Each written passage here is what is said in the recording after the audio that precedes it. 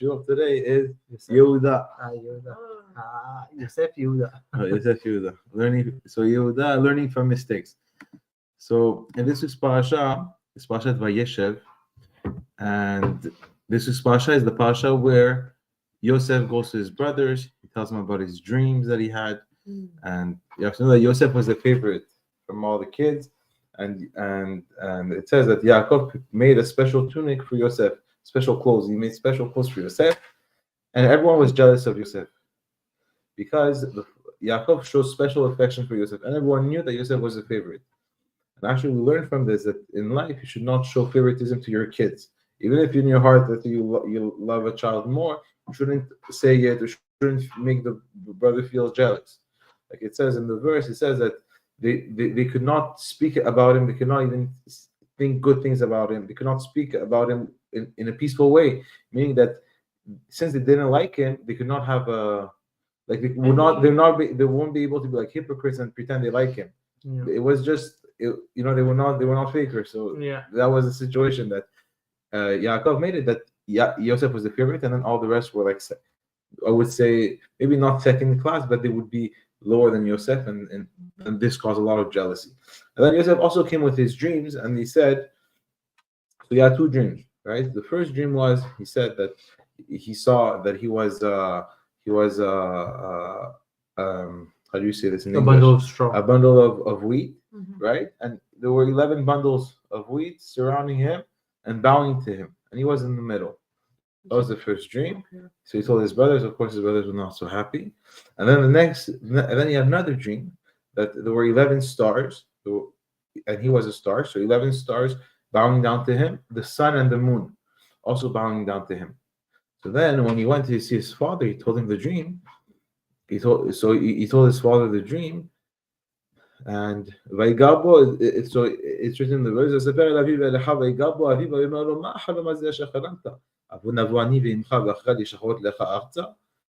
then he told him, and when he told it to his father and brothers, his father told him, like he screamed at him. He told him what? He said to him, "Is this dream you have dreamt that we to come, me and your mother and your brothers, to bow down to you on the ground?" And also Rachel was already passed away, right? So you're saying that in your dream you have the moon and the sun, and you have all the kids bowing down to you. So in reality, we have to know that in all dreams, there's always a part that's not true, right? So in general, dreams, we don't pay attention to dreams. That's in the general rule. In general. Now, there are cases where dreams can actually be a small prophecy or a small idea behind it. Now, in the case of Yosef, it was an actual prophecy. But even in the dream, there's something that will be missing from there. And one of the things that were missing was that Rachel was dead. So for sure, the moon would not bow down to him. And the case was Bila. Bila was the maid servant of Rachel, and she was also the wife of Yaakov. And then she went and she bowed down to Yosef. So we see the situation is very bad for Yosef. He's not liked by his brothers. He went and just told his father two dreams, and his father, what did he do? Yaakov, right? So he screamed, like he screamed at him. But then it says something very interesting at the end of the first section. It says, so his brothers were like, they were like jealous of him. They were like, mad about what he was bringing. But it says, so even though it's true that Yaakov screamed at him, right, and he told him, what are you saying here? He kept the thing in his heart because he knew that it will happen one day. He didn't know how, but he kept it in his heart. So we see also that that the father's job is also to bring the peace. So if he sees one child bringing a little bit of let's say things that are not that don't bring achdut, so Yaakov, that's why he screamed at Yosef. At the same time, so he was waiting for this to happen. And that's why also, in a sense, if you see for 22 years, Yaakov did not see his, he did not have Ruach HaKodesh, did not have prophecy for 22 years. Why? Because you were sad. Yosef, you see. Sadness, you see when you learn the Rambam, the answer on the spot. So, very good. So, he did not have prophecy and he was sad. And therefore, and now we have a big question, because we know the Gemara says that a person can mourn for 12 months. This is the maximum. After 12 months, it's becoming a problem. Why? because a person that's let's say it says there's a time to be happy, there's a time to cry. So it's true. A person lost someone, he has to cry. This is the will of Hashem. Of course, it's the will of Hashem. But at the same time, Hashem also tells you this is the time to cry. It's sad. It's like something can be the will of Hashem, but then at the same time, it's and then you cry and you're sad. But don't overdo it, because you have to remember there's Olam Haba. Hashem is the boss. Hashem doesn't want you to cry your whole life. So now the question is, how is Yaakov? For 22 years, he's in depression. Almost. Because he's not really dead, so he can never get over him. Very good, exactly. Oh, So since- it was for okay. It was for Yosef. He was always sad. Then he was supposed to get over it, but since he's not, he can't get over So it. since Joseph was not dead, so it was not like with the nature of things, he could not have been relieved, or like move on. Let's say at least from his mind. Because after 12 months, Hashem makes it that the person forgets about. He doesn't completely forget, but he doesn't think about it constantly. Yeah. So this was the difference here. So now basically we go on the story, and then we're going to see why we have to speak about Yehuda. Is that Yosef goes to visit his brothers, and then they look at him. They're like, "What are we going to do with him?" Then some of them want to kill him. Some of them, so they don't know what to do with him because they were very angry with Yosef. So look, he's going to go and tell about us to our father. Because Yosef also one other thing that he did, he used to tell on his brothers, but he did not do it to harm them. So it's interesting. So it's not lishon hara, like we learned. If it's the toilet, meaning that it's for a positive thing, then you're allowed to speak. For example, let's say someone, Like a preventative thing. yes, or let's say someone Hashem is doing drugs, or someone is going to bad places. So you go and you tell someone, look, I saw this guy going there. Maybe you can do something. So if it has a constructive purpose, then you can say. So Yosef really thought in his head when he saw his brothers doing certain things. We don't have time to elaborate, but he went to tell his fathers, oh, they're doing this. They're talking with the woman with the goyot, many different things. But the problem there was that Yosef also had exactly. So you have to investigate. So it's not only that you looked at its surface. Exactly. So he didn't look into it more, and therefore his brothers were not doing anything wrong. But with the fact that he wanted his father, so it caused friction. So now they don't know what to do with him. So they want to kill him, and then Yehuda decided, said, no, we're not going to kill him. We're going to throw him in the pit. Okay, we're going to throw him in the pit, and then Yehuda said, let's not throw him in the pit. Let's eventually sell him. So Yehuda decides to sell him. Reuven, when they threw him in the pit, Reuven, the whole plan, he said, let's put him in the pit. And in the pit, it says, Reg bo and abo reg and bo ma'im. It was empty. The Rashi asked, why you tell me it was empty?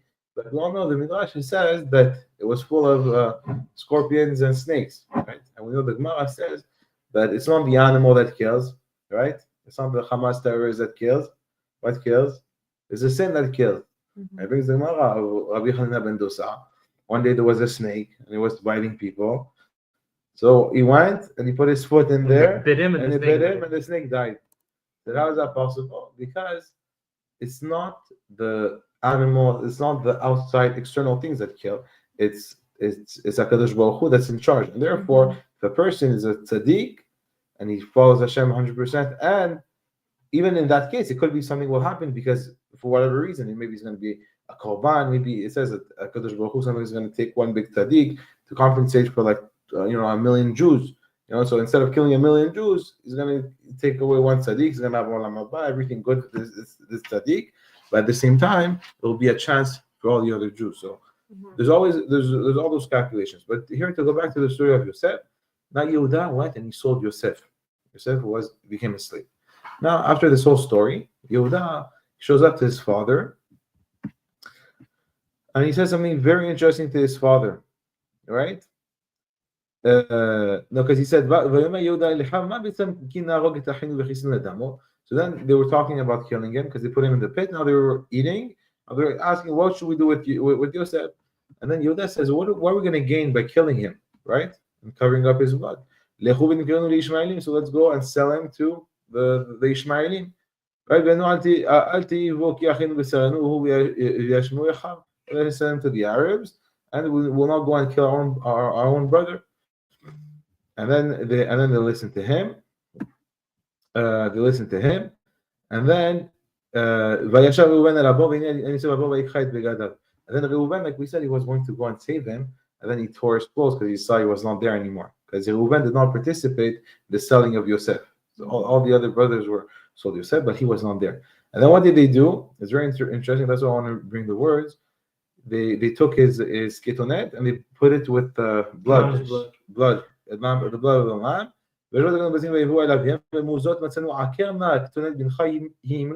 What did Yehuda say? He said to his father, remember the words, The ready? lion. Hakerna haketonet. Do you recognize this ketonet bincha hi imlo? Is it the ketonet? Is it the tunic of your son or not? Oh, you're asking the question. Is it you?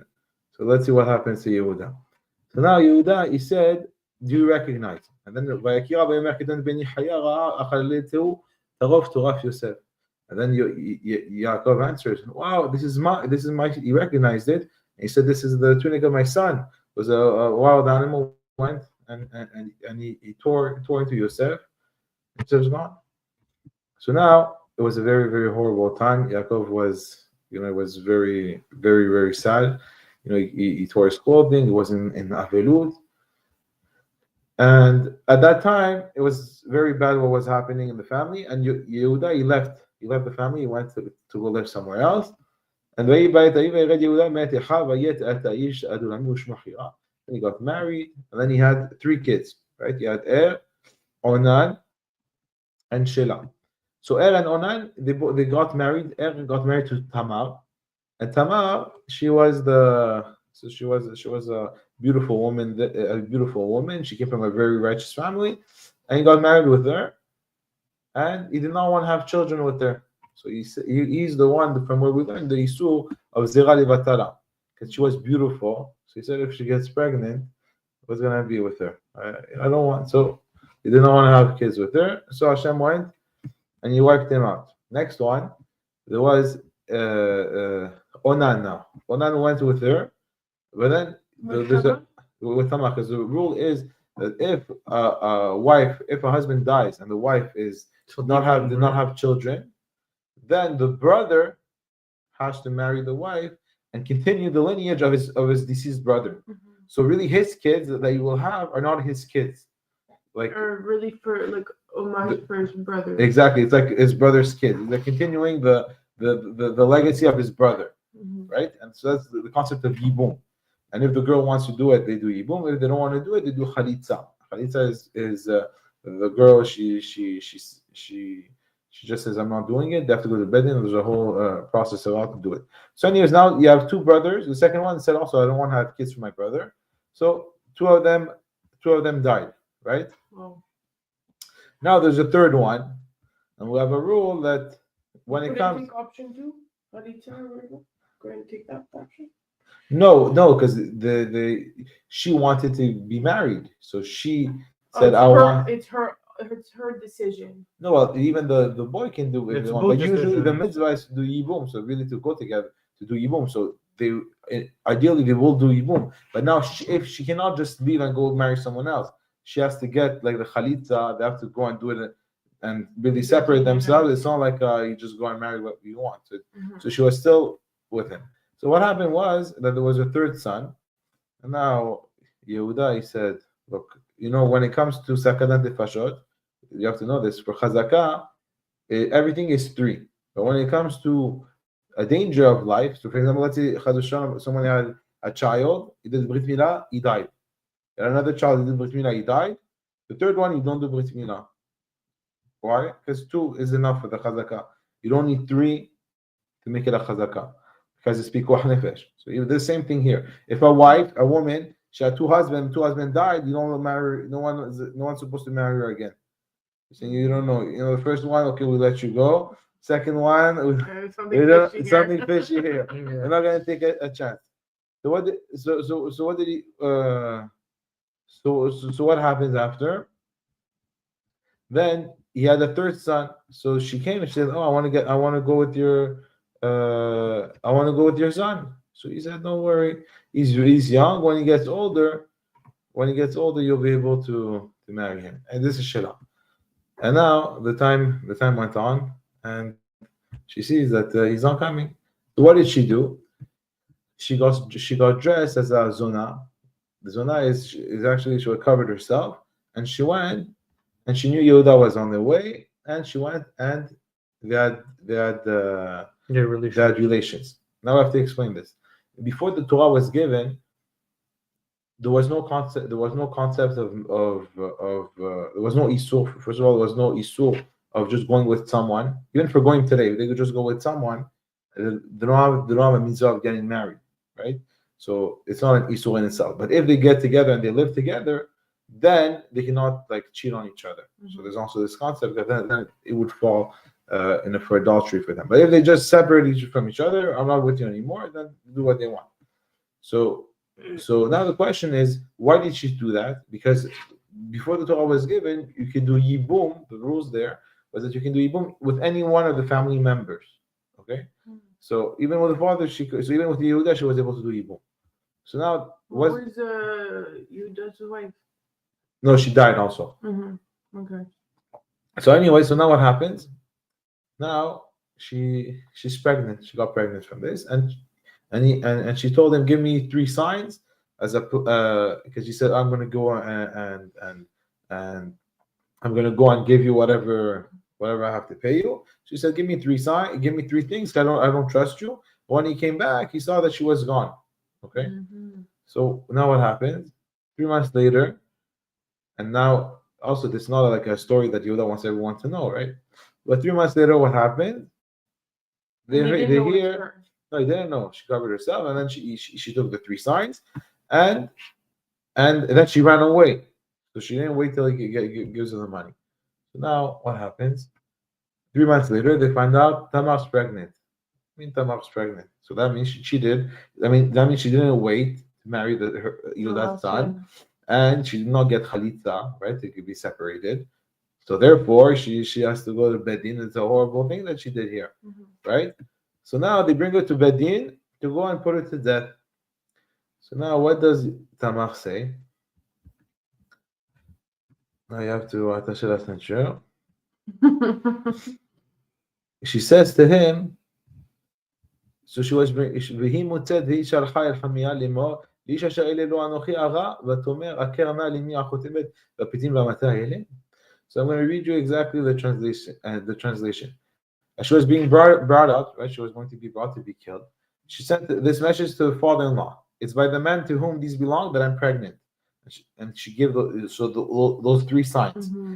And she added, examine these. Whose seal and cord and staff are these? Like, do you like? But she used also akerna. Do you recognize akerna? So the same thing akerna that Yehuda did to his father. He said, "You recognize." So now you recognize. And also he lost 2. He made his father lose 1 son because he sold them. He lost 2 of his sons, right? So he even got double the punishment. And now what did Yehuda do? And this is the greatness of Yehuda, because imagine now Yehuda's the chief rabbi. He's in the in front of everybody. Now what does he do now? He can just say what? Yeah, he can just say here. I'm on the phone. No, so here he can just say, no, it's not. I don't know what's this. It's not mine. That's it. And she dies. That's it. Because what an embarrassment for him. But you know what he said? Vayeker Yehuda. You recognize it. And he said, she's more righteous than me. Why? Because I did not give her my son Shelah. Right? So I left her alone and by herself. She was not able to marry anybody. I did not give her my son. He took matters into her own. And therefore he said that she saw that she should not be able to be married. So she took the matter in her own hands. So now, the first thing, so there's a few lessons we have to see from the story. But now after there's a happy ending, because then they had 2 children that came from Tamar, and one of them was Peretz and Zerah. And Peretz is the Mashiach. He's from him the Mashiach comes, and therefore therefore we see that there's a big question. It says, why is it that it had to come from a place like that? Because the Yetzer Hara, the Satan, he knows if it comes from 2 righteous people, tzaddikim, so he does everything for it not to work. But then he thinks, oh, how can he be from something, let's say, a bad relations like that, that the Mashiach will come? It's not that it was to, let's say, to trick the Satan in this case. But here we see many different lessons, and this is what we need to go out with tonight. First thing is the concept, very, very important. Midah keneged midah. Unfortunately, and we said this many times, there's a lot of rabbis, the more in the now they're becoming more reform, I would say. Don't worry, Hashem will not punish anybody. Hashem loves everybody. You can be the biggest criminal, thief, lie, cheat, credit card scam, everybody. Don't worry, you're good. Just give some tzedakah. So this is not the way. So you have to see that if for Yehuda, he was a tzaddik, he was from the royal family, all the kings come from him. Yehuda, David HaMelech, he was on. And also they were all tzaddikim. It's not, the Torah highlights the points for us to take as a lesson. It's not to tell us, oh, look what they did. It's a magnifying glass on the 2-3 things they did wrong for us to take as a lesson. Mhm. But if that's the only thing that says about them, so all the rest, Yeah. So the first thing is midah keneged midah. Is that every bullet has an address. Exactly what a person does is exactly what will come. So a lot of people say, oh, karma. It's not karma. Midah keneged midah is a Kadosh Baruch Hu giving it to a person exactly according to what he deserves, for good or for bad. Now we don't. Now the test is because we don't know the measurements. So for us, sometimes we're going to do something good and we see something bad. So this is a different test, right? It's like there's a famous story I told you, Yosef. It's a mashal. What's a mashal? It's like you have a king. The king, he tells everybody, go plant. I'm going to give you all a reward. So you have one, he goes plant watermelons. One, he goes to plant the cucumbers. One, oranges. Everyone plants according to what they like. What happens? They all show up after it's ready. The guy brings the watermelon. He gets $500 from the king. The guy brings cucumbers. He gets $1. The guy gets lemons, $10. And then the guy who does, I don't know, he planted tomatoes, 10 cents. I don't understand. Just because I like pizza, I get 10 cents. I said no. So he said, why didn't you tell us that there was $500 for the watermelon? If I knew it was $500 for the watermelon, I would only do the watermelon. Mhm. That's what the king said. He said, that's exactly why I didn't tell you. Because if I would tell you the reward of each mitzvah, then you would say, I don't need to do any of this. I'll just focus on this one and all that. But I need everything to be done. I need to have plumbers. I need to have doctors. I need to have garbage man. I need to have pizza man. I need to have all those things to make to make the society work. And now, if I tell you for sure, if you're doing this and this and that, you'll be a millionaire guaranteed. That's it. All the rest you don't have, and therefore you need all the mitzvot to be able to succeed. And that's why we don't have the exact reward for each mitzvah. But the first thing, very important, is midah keneged midah. And many times you're going to see, and you can think in your life ways that you behave with people after, and that's why the parents always say that, and it's true. The way that you act with your parents is how your kids will act with you. So if you have the cheres and you show your parents love, affection, you treat them with respect, then your kids will also give you respect. And if you don't, it will also be the opposite. And also the other thing is that the kids, they see, they can see. You can, like we say, you can say anything you want, but it will never be more. Whatever you say cannot be more important than what you do. Mhm. So if you say, oh, you have to do this and this and that, but everything is the opposite. Or you can't talk when you're in shul and you can't stop talking. You have to go on time. You're never on time. So this goes together. So that's the first thing. The second thing is what? Is taking responsibility. That's Yehuda. And that's the beautiful thing about Tzaddik. We see also with David HaMelech. When David HaMelech, he went with Bathsheba, he got 4 different punishments. And also the Gemara says it wasn't even a sin, because basically what happened was Bathsheba was supposed to be married with him, but he said, whoever will give me the key to open, because he killed Goliath, right? There was a war between David and Goliath. David killed Goliath. Now he said, whoever will give me the key of the place where Goliath keeps his sword, I will give him a daughter of Israel, a beautiful daughter of Israel. Oh, so in Shanaim they said, oh, very good. You want to give a daughter of Israel? They're like a prize. no, they're like it's from the croissant, right? Yeah. Okay, so we'll give you the wife you're supposed to have, and we'll go for this guy. And that's what happened. And then he was sent to war and he died. But then everyone said, oh, look, he got him killed, so he took the guy's wife. So there was a whole story behind it, but then he got 4 punishments. But what did David do? The first thing he did, he recognized. He said, I sinned. Hashem, I sinned. So here also, here Yehuda, he recognizes. He says, Sad Kamimeni. And he says, I recognize this. And the same way, Haker. So the whole idea is to recognize that when we do something wrong, to recognize it and to become stronger from it. Not to go and always push it on other people or blame other people or blame situations. The first person you always need to blame is yourself. What did I do wrong? Well, how am I behaving? You can't change the world, but you can change yourself. That's very important. So that's Yehuda's greatness, was his ability to admit that he was wrong, and also there's nothing worse in life than the embarrassment. The person gets embarrassed, his averot are cleaned. It's such a big thing. It says someone gets embarrassed in public and he does not answer back. It says that anything he prays for, he gets it, because it's as if he dies. Because it says it's better to go and jump, like it said about Tamar. We learn it from her, right? It says it's better to jump in a kivshana esh than to be mabin b'nei chavero barabim. Right? So that's what she did. She did not want to embarrass him. So she did not want to embarrass him. So that's what she said. So it's okay if I die, but I'm not going to embarrass you, because the whole thing a person has is his name. You know, so if you embarrass him in public, it's like you destroy him, and that's why actually the body actually turns red when you embarrass someone, because you're actually making his the globules rouge, they're exploding inside. They are. That's why he's going, because he's in such a shock. So I know it's very, very bad to ever embarrass someone. Always be careful about the kavod of each person. And then the third thing is also the growth through those challenges. So that's why we have to see that later on Yehuda also did the rectification, because when he went in front of Yosef told him, okay, I'll take Binyamin as my slave. So just a little background. So they all went there, and then he said, "Oh, we have 11. We're 12. One is not with us anymore, and one is with his father, Binyamin." So Yosef said, "Okay, very good. So bring me Binyamin. I want to see if what you're saying is true."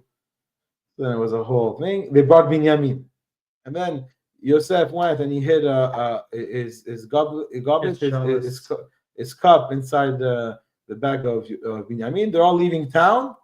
He sends his guards. Boom! They open up each one's bag, and they say, Yehuda was like, "What, you think we stole from you? Anyone who steals we should all become slaves to you. If someone stole from you, we should all become slaves to you." And they see Binyamin stole. And, oh my gosh! So they all show up now to Yosef, and then so they say, "Let's all be slaves." Said, "No, Yosef." He said, "Well, why should I do this to you? You did not all steal. Just Binyamin stole. So just Binyamin will be the slave." So they take Binyamin. They wanted to. So then what did Yehuda do? Listen, my friend. Vayigash, he wanted to see him, and he said, "Look, it's going to be very bad. What's going to be if you take the Binyamin?" And he fought for Binyamin. He said, "I'll be a slave. You give back Binyamin. My father will not be able to survive if he hears that Binyamin is going to be a slave, because Rachel only had 2 sons, right? She had Yosef and Binyamin. Now he's going to lose his 2 sons." And it's his favorite wife also. What? It's his favorite wife. Right, his exactly. OG wife that he wanted to be with. Exactly. And that's why at the end we see from Yehuda the greatness is that he stood up and did the tikkun. He went, and the same way that he's the one who was responsible for selling Yosef, now as a slave, now he's the one willing to become a slave to save Binyamin. And that's why it says in the Mepharshim that Yosef is the one who brought this whole situation again. Why? Not because he wanted to take revenge on them or make them scared or something like that, but it was to show them and give them an opportunity to do teshuvah. Like we learned in the Rambam, we're going to finish with this, that the Rambam says, what is the teshuvah gemura? What is a complete teshuvah? Is when a person is in the exact same spot, in the exact same city, with the exact same girl, and with the exact same, all scenarios, with this exact same love towards her, and let's say she's a goya, he doesn't do the avera. So when you're in this exact same position, like and everything falls into place, you're in the exact same spot, and you don't do the avera, and you do what is right, so then you're completely clean. And we see Baruch Hashem with the brothers. And when they did that, and they fought for Binyamin, they did everything. They were going to go to war. There was no joking around here. Stumped his foot. Exactly. So Hit they the were wall. going to go to war. And when Yehuda did that, then he was able to rise above. So we see another thing is that it doesn't matter how many times we fall, how many times we have setbacks. It matters how many times we get up. The chidush is we always have to get up. At the end, we always need to get up. And that's how, and that's how we're going to be able to, Bezat Hashem, have Mashiach and have Olam Haba. Very important that there's this world. This world is to collect the Torah, the mitzvot, masim to be good people. After 70, 80 years, 90 years, there's eternal life with our neshama in front of HaKadosh Baruch Hu. So this is where we have to put our money in. We have to invest. We cannot invest everything here. There's 70, 80 years. We have, what's the point? Nice house. It's good. All those things are good. But all those things have to be used if Hashem.